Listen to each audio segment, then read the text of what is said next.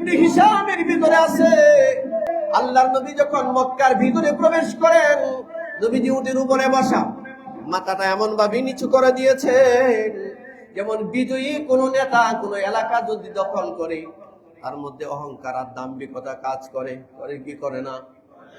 আল্লাহর নবীর ব্যাপারে বলা হয়েছে, নবীজি যখন মক্কা বিজয়ের দিন মক্কায় প্রবেশ করে মাথাটা এতটাই নিচু করেছেন, নিচু করতে করতে করতে করতে করতে করতে নবীজি এক থুতনি মোবারক উটের যে জিন আছে, উটের যে জিন, উটের যে উঁচা জায়গাটা, এটার মধ্যে নবীজি থুতনিটা লেগে গেছে। মাথাটা এতটা নিচু করে নবীজি মক্কায় ঢুকছে। অহংকারের কোন লেশ মাত্র নাই।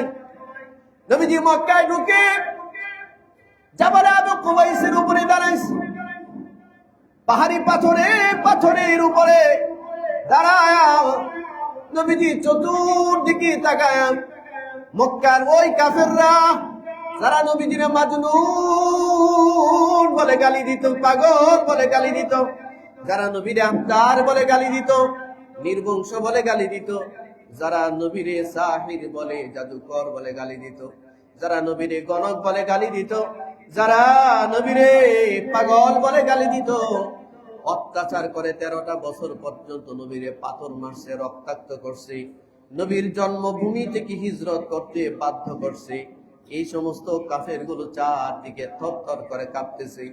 আল্লাহর নবী পাথরের পাহাড়ের উপরে দাঁড়ায়া একটা সাধারণ ক্ষমার ঘোষণা দিলেন, বললেন, লা তাসরিবা আলাইকুমুল ইয়াউম। ও মক্কার কাফেররা শোনো, তোমরা ভয় পায় না, আমি আজকে তোমাদের সকলের জন্য সাধারণ ক্ষমা ঘোষণা করলাম।